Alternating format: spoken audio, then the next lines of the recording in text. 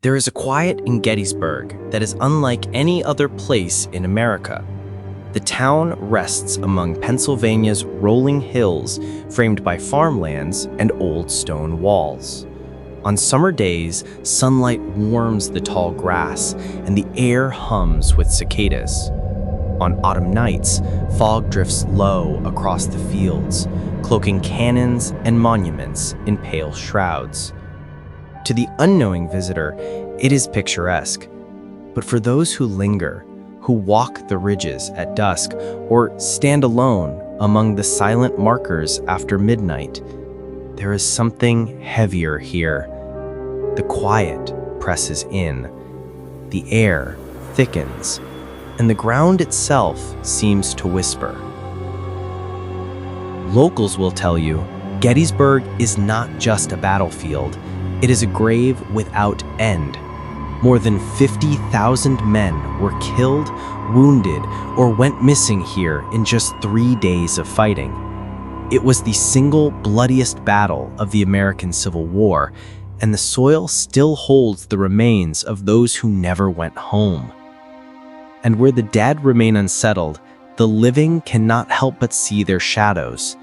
Soldiers still march across fields where they fell. Muskets still fire in the distance when no one is there. Faces appear in photographs where no person stood. Gettysburg is a place where history has not ended. It lingers, it breathes, it haunts. But to understand why the spirits of Gettysburg remain, we must return to the beginning, to a summer morning in 1863, when the town was peaceful and its people had no idea they stood on the edge of hell. By the summer of 1863, the United States had been at war with itself for over 2 years. The conflict had already swallowed more than 200,000 lives. In the East, the Confederate Army of Northern Virginia, under General Robert E. Lee, had won a string of victories. But Lee was not content to defend the South. He wanted to break the Union's will. His plan was bold. Carry the war into the North. Strike deep into Pennsylvania. Threaten cities like Harrisburg, Philadelphia, maybe even Washington. Force the Union to its knees. So in June of 1863, Lee's army, nearly 75,000 strong, marched north. The Union Army of the Potomac, under General George Gordon Meade, followed with about 95,000 men. Neither army intended to fight at Gettysburg. The town was small, home to about 2,400 people, but it sat at the crossroads of 10 major roads. As Confederate forces moved in from the west and north, Union troops advanced from the south. And on the last day of June, both sides collided. The first shots of the Battle of Gettysburg rang out just after sunrise on July 1st. Union cavalry under General John Buford had taken up positions west of town.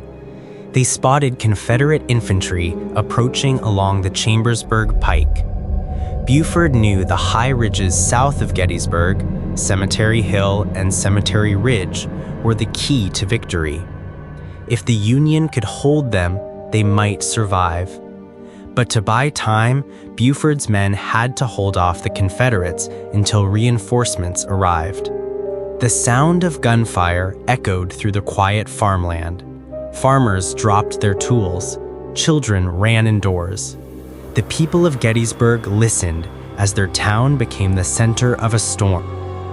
15-year-old Tilly Pierce, who lived in Gettysburg, later wrote in her diary, "A deep awe stole over me at the sight of the advancing army. A thrill of fear passed through me. I felt instinctively that this was to be a day of terror." From her porch, Tilly saw Confederate soldiers moving like a dark tide into the town. Windows rattled with the crack of musket fire. Cannons thundered, shaking the earth. Smoke rose in thick columns, blotting out the summer sky. Families rushed into cellars. Mothers pulled children beneath staircases. Some prayed aloud. Others wept silently. One woman described how bullets shattered her windows. Another recalled the walls trembling as cannonballs tore through nearby homes. A farmer's wife wrote that she spent the day crouched in her cellar, clutching her children, while the cries of the wounded drifted through the air. The battle raged closer, and soon the streets themselves became battlegrounds. By late morning, Confederate forces overwhelmed the Union cavalry. More Federal troops rushed in, the famed Iron Brigade, tall, Midwestern men in black hats, known for their ferocity. They fought stubbornly in the woods west of town, but the Confederates pressed harder. Musket balls tore through branches, the air filled with sulfur smoke. Soldiers screamed as they fell, trampled underfoot by comrades. One survivor remembered. The air was alive with the hiss of bullets. They struck the trees, the fences, the very earth around us. Men dropped without a sound, as if the life was snatched from them in an instant. Despite fierce resistance, Union lines broke. By afternoon, thousands of blue-coated soldiers streamed back through the streets of Gettysburg in chaos. Civilians watched from shuttered windows as bloodied men stumbled down alleys. Some carried comrades on their shoulders, others crawled. Horses shrieked as they fell, their bodies blocking roads. The Confederate tide poured in after them, shouting, firing, driving the Federals south. For the people of Gettysburg, the nightmare had arrived. Union soldiers pounded on doors, begging for water, begging for sanctuary. Families opened homes to the wounded. Within hours, parlors became hospitals, kitchens became operating rooms. Surgeons used dining tables as operating tables, sawing off shattered limbs while children listened in horror. The streets ran with blood. Flies swarmed in clouds. The groans of the wounded rose in chorus with the crack of rifles outside. By evening, Confederate forces held the town. Union troops had fallen back to the hills south, Cemetery Hill, Culp's Hill, and Cemetery Ridge. The Confederates would try to dislodge them in the days to come. But the first day had already claimed more than 15,000 casualties. For Gettysburg citizens, the war was no longer something read in newspapers. It had come into their very homes. And with it, something else arrived. Something that would never leave. That night, Gettysburg was a city of the wounded and the dead. Thousands lay moaning in fields and alleys. Horses screamed in agony. Civilians carried water to soldiers who begged with dying breaths. Tilly Pierce wrote, "I saw sights that no tongue can describe. Men lying with their bodies mangled, faces blackened, eyes staring at nothing. I shall never forget the sounds of that night." As lanterns flickered in windows and surgeons worked by candlelight, others swore they heard stranger sounds. Whispers outside when no one was there, phantom footsteps in deserted streets, the cries of voices carried on the wind. Whether imagination or something more, the first night in Gettysburg left its mark. The town would never be the same, and the battle had only just begun. The second day at Gettysburg dawned hot, bright, and heavy with tension. The July sun rose into a cloudless sky, burning down on thousands of weary men. Smoke from the previous day still hung faint in the air, clinging to the valleys. Farmers' fields, once golden with wheat and corn, were now scarred by cannon craters and littered with bodies. The Union Army had retreated to strong defensive positions on the high ground south of town: Cemetery Hill, Cemetery Ridge, and the rocky hill called Little Round Top. General Meade knew his army's survival depended on holding these ridges. But General Robert E. Lee, sensing opportunity, ordered a massive assault. He would strike the Union left flank, roll up their line, and crush them. What followed was some of the bloodiest fighting the war had ever seen, and the ground soaked up so much agony, it is said the spirits have never left. To the southwest of Gettysburg lies a strange formation of boulders. Massive stones piled upon one another, some taller than houses, forming caves and shadowed crevices. Long before the battle, locals called it Devil's Den. Some said the rocks were cursed. Others believed it was a place of dark energy, where native tribes once fought. On July 2nd, it became a slaughterhouse. Confederate sharpshooters crawled among the rocks, their rifles trained on Union soldiers across the valley. From these dark crevices, they poured deadly fire into Union ranks. Men fell screaming, clutching their throats and chests. Union soldiers rushed the boulders again and again, but the Confederates fought with desperation. One Union soldier described the scene, quote, "The rocks seemed alive with fire. Every crevice hid a rifle. Our men charged, stumbling over boulders slick with blood, the cries of the dying ringing in our ears. Bodies piled between the rocks, blood soaked into the cracks. The groans of the wounded echoed against the stone walls." Survivors later swore the rocks themselves felt different after the battle, colder, heavier, as if they had absorbed the terror. To this day, Devil's Den is one of Gettysburg's most haunted places. Visitors report ghostly figures in gray uniforms, cameras that malfunction, and strange mists rising from the rocks. Some even speak of a barefoot Confederate soldier who approaches, asking for directions, only to vanish when they turn away. But on July 2nd, the rocks of Devil's Den were only the beginning of the nightmare. Just beyond Devil's Den stretched a 20-acre field of tall, golden wheat. That morning, the stalks swayed gently in the breeze. By nightfall, the wheat field would be remembered as one of the bloodiest patches of earth in America. Around 4 p.m., Confederate forces surged into the field, clashing with Union troops.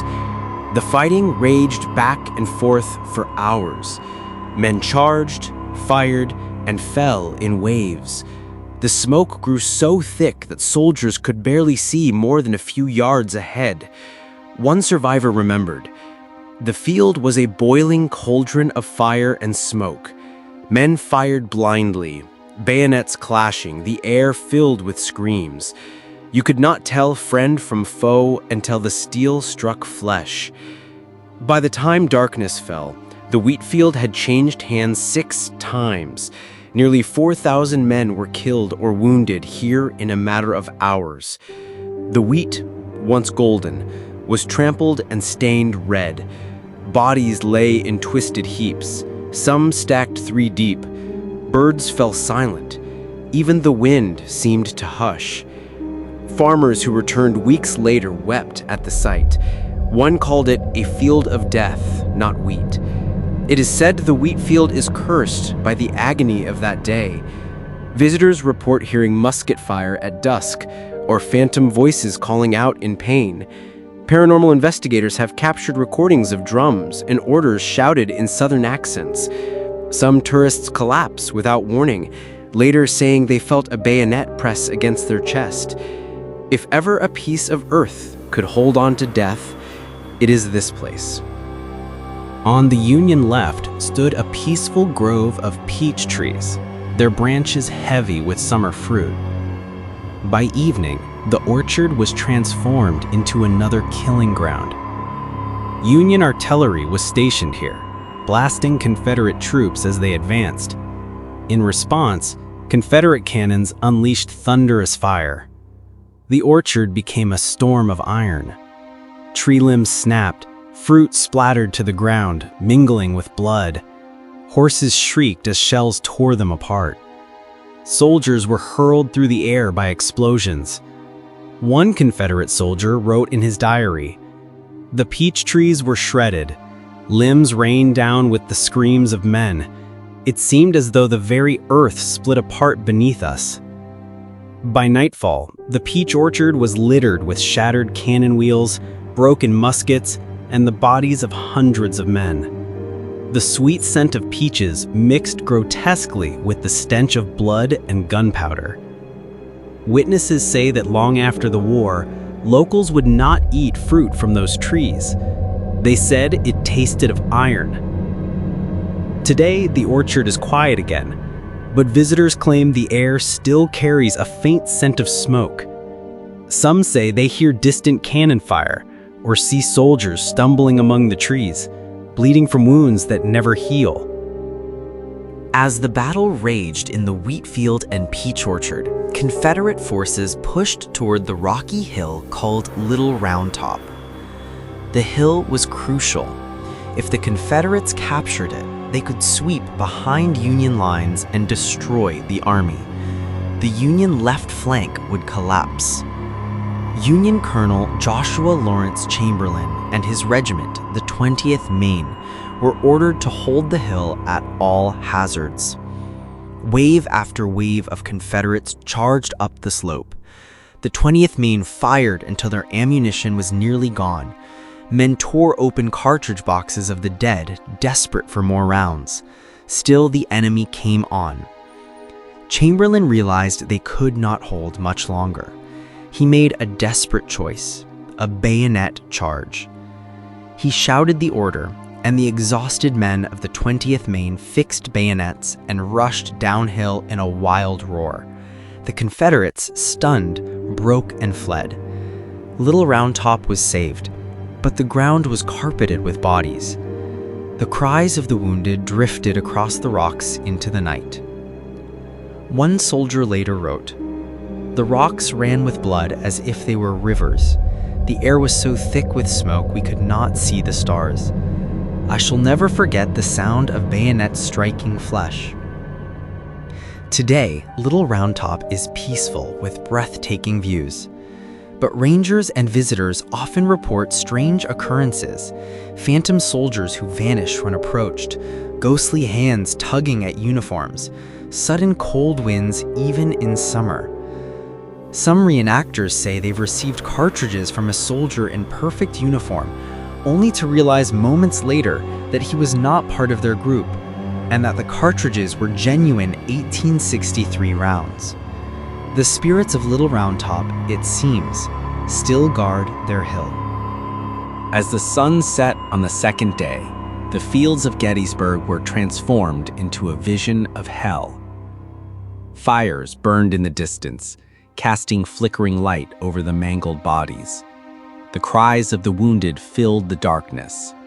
Surgeons worked by lantern glow, their saws rasping, piles of severed limbs growing outside field hospitals. Civilians stumbled through streets carrying water and bread to the dying. Children peeked out from cellars and saw piles of corpses in the moonlight. One Gettysburg woman wrote, "The night was filled with the cries of the wounded, begging for water, begging for death. I prayed, but I felt as though God himself had turned his face away."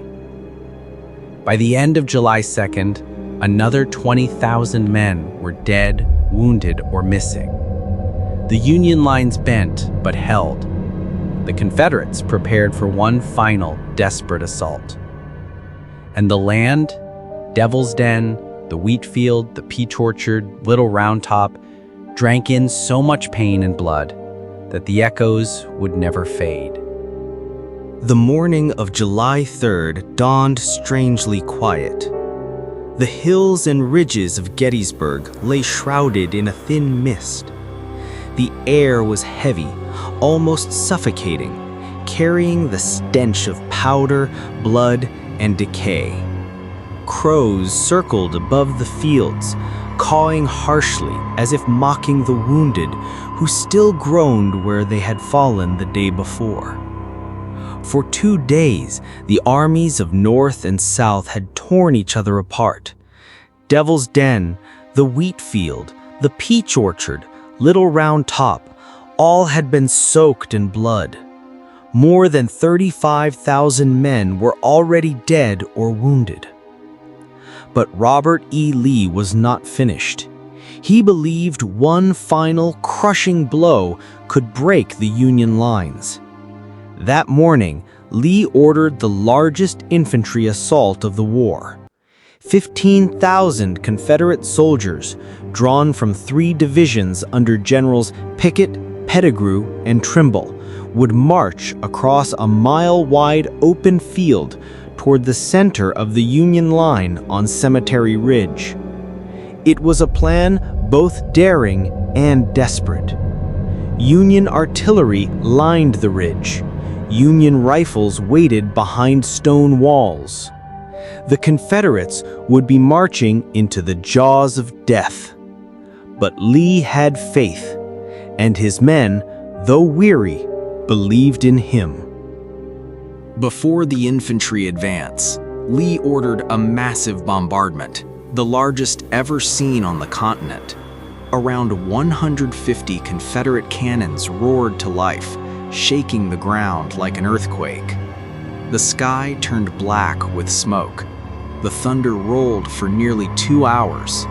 Civilians miles away felt their windows rattle. Horses bolted in terror. One Union officer wrote, "The very earth seemed to tremble beneath the storm of fire. The air was filled with shrieking shells. The ground spouted dust and blood. It was as though the gates of hell had opened." Union cannons answered back, their blasts echoing across the valley. The smoke was so thick that officers could not see their own regiments. The sound was so deafening that men stuffed cotton, paper, even grass into their ears. When the guns finally fell silent, the silence itself felt terrifying. The ground was littered with mangled bodies and shattered wheels. But the true storm had yet to come. Out of this smoke they emerged, 15,000 Confederates, shoulder to shoulder, their bayonets glinting in the sun. They stretched across a mile-wide front, banners rippling in the hot July breeze. Drummers beat time, officers barked orders. From a distance, it looked like an unstoppable tide of gray. Union soldiers watching from Cemetery Ridge felt their blood run cold. One recalled, "It was a sight both magnificent and terrible. A great wave of men, moving steadily, banners proud, but we knew what awaited them." The Confederates advanced in perfect lines, marching across open fields of tall grass and fences. At first, Union artillery overshot, bursting shells behind them. The men cheered, thinking the guns had missed. But then the Union gunners adjusted. Cannonballs ripped through the ranks, tearing men apart in sprays of blood.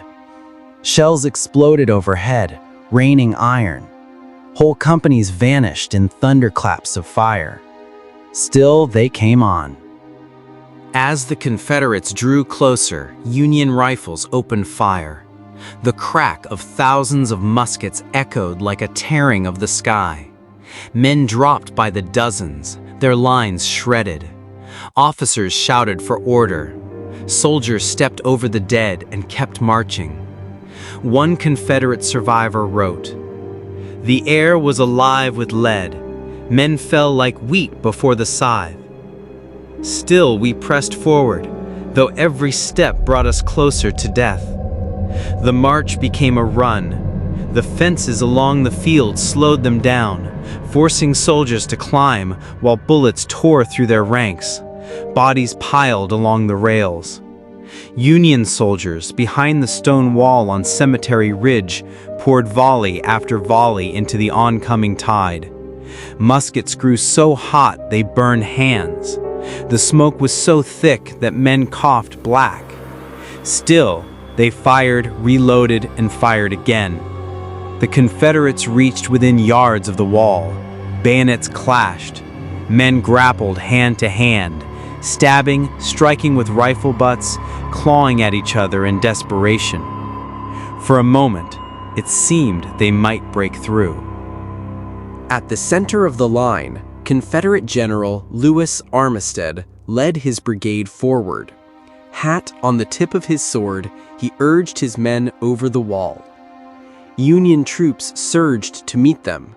For a few minutes, the center of Cemetery Ridge dissolved into chaos. Muskets fired point blank. Cannon blasted canister shot.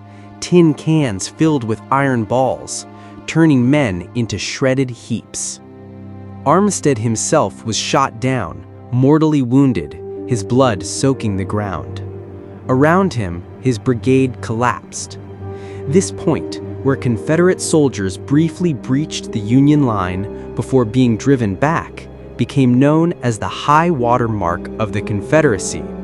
It was the closest the South would ever come to victory in the North. But it was the beginning of the end.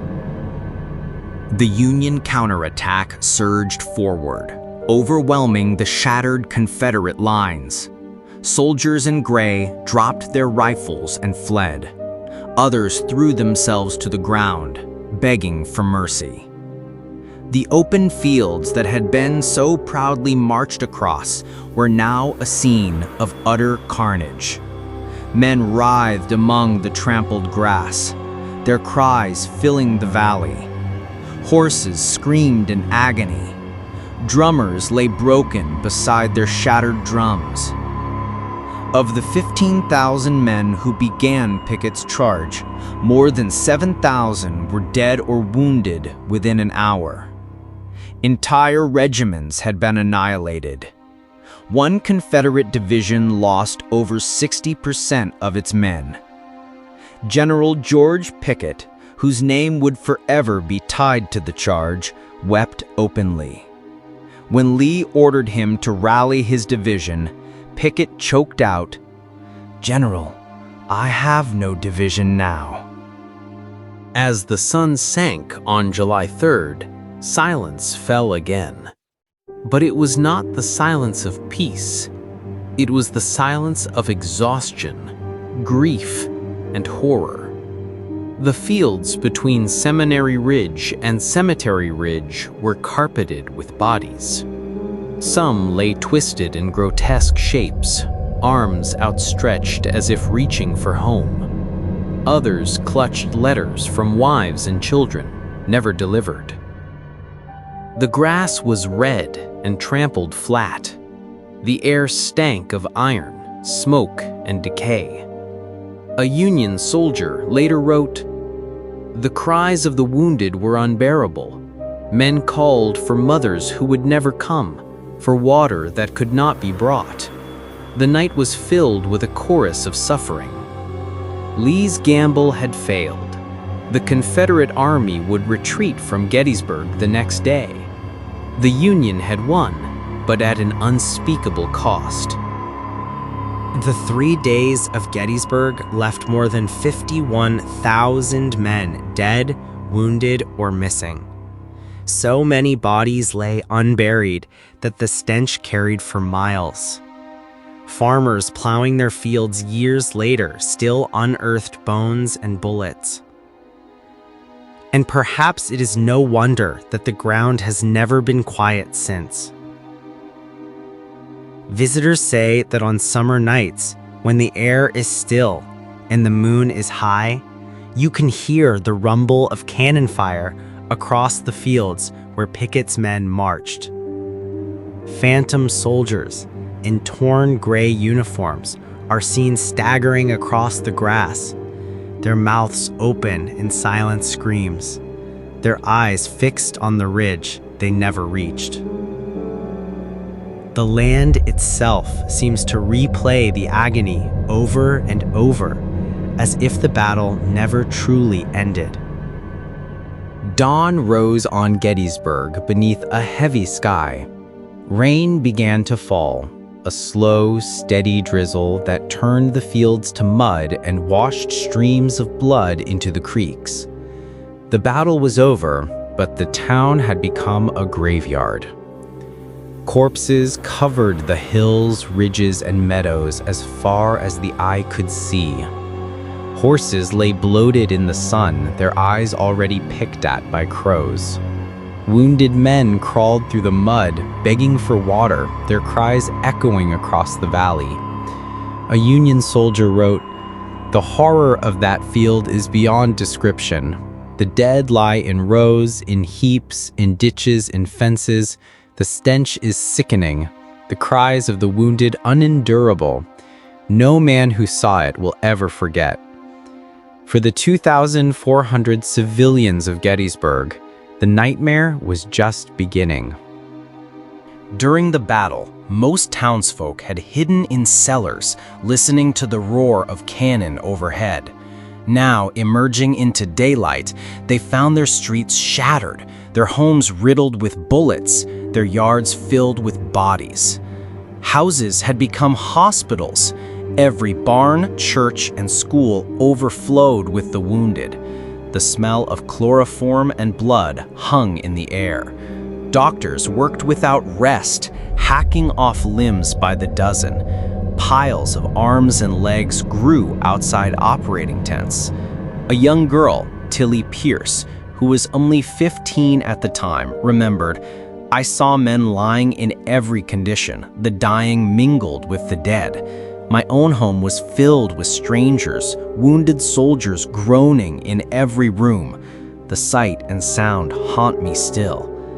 Some families had Confederate dead buried in their gardens, Union soldiers in their orchards. One farmer later counted 17 shallow graves on his property alone. Imagine living there, trying to sleep, knowing the earth just outside your window held men who had screamed their last only hours before. There were simply too many corpses. More than 7,000 soldiers and nearly 5,000 horses lay rotting under the July sun. In the heat, decomposition was swift and merciless. Faces blackened and swelled, bodies burst open. The smell was unbearable. Soldiers and townsfolk alike worked desperately to bury the dead, but the ground was rocky, the tools few, the numbers overwhelming.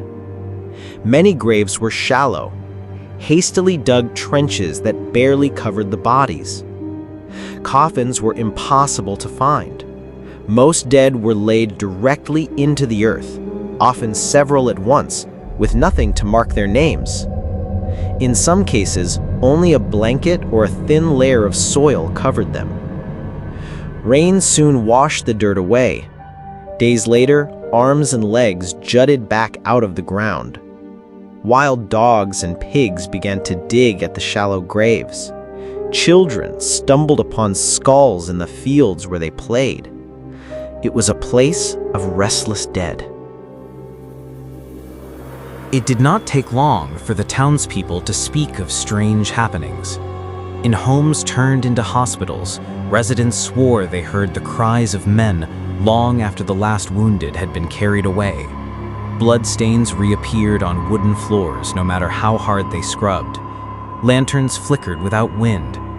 One Gettysburg woman wrote in her diary, "There are nights when I hear footsteps in the hall, heavy boots, the tread of soldiers, though my house is empty. I lie awake listening to groans and prayers that no longer come from the living."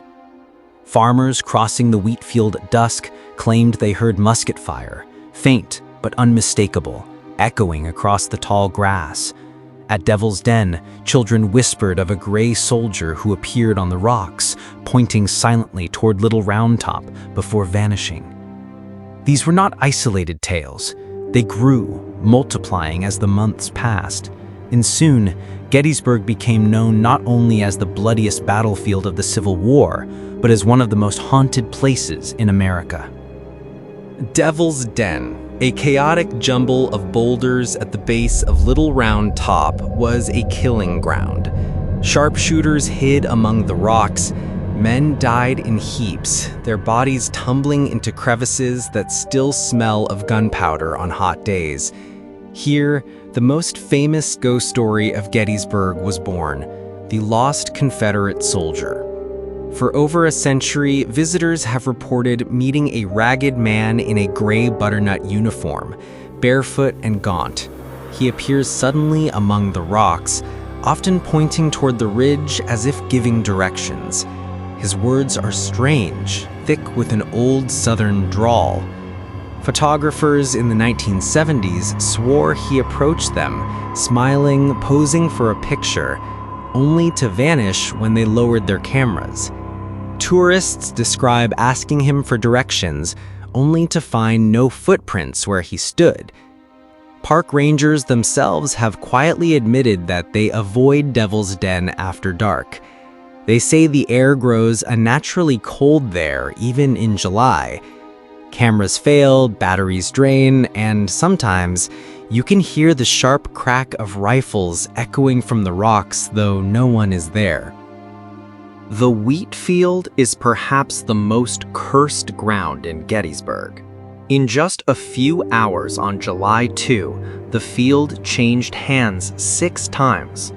Over 4,000 men were killed or wounded among the tall stalks. By nightfall, the wheat ran red with blood. Today, visitors who walk the field at twilight often report a strange sound, the swish of stalks, as if men were moving stealthily through them. Some claim to hear volleys of musket fire or see shadowy figures darting between the rows. In the 1890s, a farmer refused to plow the wheat field, saying his horses grew wild with terror each time he brought them near. Others said they heard moans beneath the soil as their plows cut into the ground, as if disturbing those still buried there. Even now, paranormal investigators record gunfire, shouting, even the clash of steel, not faint, but loud, as if the battle were happening all over again. Residual energy, some say, or perhaps soldiers still fighting a war that never ended. Not all the ghosts of Gettysburg are soldiers. On Baltimore Street stood the National Soldiers' Orphan Homestead, founded after the battle to house children left fatherless by the war. Tragically, in the 1870s, the matron of the home was accused of cruelty, starving, beating, and chaining children in the cellar. That cellar still exists. Visitors describe it as one of the most chilling places in Gettysburg. Paranormal groups have captured recordings of children sobbing, whispering help, even gasping as if being choked. Tourists have felt tiny hands clutch their sleeves in the dark. Some claim to see a woman's shadow, the matron herself, pacing the stairwell, forever guarding the cellar she once ruled with terror. It is a haunting not of war, but of suffering born from it. The Farnsworth House Inn still stands in town, its brick walls pocked with more than 100 bullet holes from the battle. Confederate sharpshooters once used its attic to fire on Union troops below. Some historians believe it was from this attic that the shot was fired, which killed Union General John Reynolds on the first day of battle. Guests who stay there today speak of footsteps in the attic at night, pacing back and forth. The sound of boots, followed by the creak of floorboards, as if men are shifting to take aim. In certain rooms, visitors say they wake to find a figure at the foot of their bed, a man in gray, rifle in hand, his eyes hollow. When the lights come on, the room is empty. The staff admit they hear things daily, One maid quit after seeing a soldier's reflection in a mirror, though no one stood behind her. By the 20th century, Gettysburg had embraced its ghosts. Tourists came not only for the history, but for the hauntings. Paranormal groups investigated the battlefields, recording disembodied voices, gunshots, even ghostly photographs. Reenactors tell of marching with extra soldiers, only to find them gone when they look again. Park rangers, reluctant to speak publicly, admit privately that the land is never silent. It is as though the town and the battlefield are caught in a loop where the dead replay their final moments, where anguish is carved into the earth itself. Why Gettysburg still haunts? There are battlefields all across the world, but Gettysburg is different. Historians call it the turning point of the Civil War. Psychologists call it collective trauma etched into the land. Paranormal investigators call it one of the most active sites in America. But for those who walk the fields by moonlight, it feels simpler. It feels like the dead are still here. Why? Perhaps it is the sheer scale of suffering. 51,000 casualties in 3 days. Thousands of shallow graves. Entire regiments wiped from existence. Homes soaked with blood. Perhaps it is the suddenness of death. Young men cut down in the prime of life, often far from home, with no final words, no prayers, no proper burial. Or perhaps it is that the battle never really ended. Even today, the reports continue. They are not just stories from the past, they're happening now. Park rangers have heard phantom drum beats echoing across empty fields at night. Some refuse to patrol Devil's Den after sundown. Tourists have snapped photographs of misty figures in Confederate uniforms, only to find no reenactments scheduled that day. Reenactors themselves, men and women who dress in period uniforms, often mistake ghosts for fellow performers. One Union reenactor swore he marched beside a Confederate soldier during a late-night drill, only to watch him dissolve into smoke. Paranormal investigators have captured startling evidence. Cannon fire recorded on audio, disembodied voices calling out names, even EVPs of soldiers crying for water or whispering "mother." One chilling account comes from a tourist who stayed near the battlefield in the 1990s. Woken in the night, he looked out to see a full regiment of Confederate soldiers marching across the lawn. Their uniforms were tattered, their faces pale, but their steps were in perfect time. He watched in frozen silence until they reached the trees and vanished. Paranormal researchers debate the nature of Gettysburg's hauntings. Some call them residual hauntings, like echoes or recordings imprinted on the land. The musket fire, the screams, the marching boots, a loop, endlessly replaying, without awareness. Others insist there are intelligent spirits at Gettysburg. The lost soldier of Devil's Den, who gives directions. The children in the orphanage cellar, who cry for help. The soldier in the Farnsworth house, who watches you sleep. Perhaps it is both. A battlefield so soaked in grief may carry echoes and restless souls. A place where memory and spirit mingle. Picture this. It is midnight on the fields of Gettysburg. The moon hangs low, casting silver across the grass. The wind is still. The world seems frozen. And then, a sound. First faint, then louder. The roll of a distant drum, the call of a bugle, the rumble of cannon wheels. Out of the darkness, shadows begin to move. A line of soldiers, bayonets gleaming, marching forward. Their faces pale, hollow, some missing eyes, others torn by wounds. Yet they march, endlessly toward a ridge they will never take. On the ridge itself, you hear the answering fire, rifles cracking, cannons booming. Smoke fills the air. For a moment, you are not in 2025. You are in 1863. And when the smoke clears, you are standing alone. The field is empty. The battle is gone. But the feeling remains. The sense that it never really left. This is Gettysburg's great haunting. The war plays on even when no one is watching. Why do the ghosts remain? Some say they linger for justice, some for sorrow, some because the violence was so great that the land itself remembers. But perhaps they remain as a warning, a reminder of the cost of division, of the price of war, of the human lives buried beneath the flags and causes. Abraham Lincoln himself, when he came to dedicate the Gettysburg Cemetery, said that the world can never forget what they did here.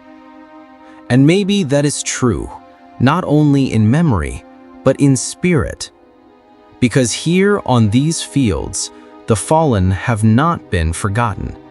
They rise again and again, in whispers, in shadows, in ghostly marches beneath the moon. The war is over. The soldiers are long gone. The grass has grown back and the cannons are silent. But listen closely, and you may still hear the echoes. Gettysburg is not just a battlefield. It is a place where the past and present overlap, where the veil is thin, and where the dead still march.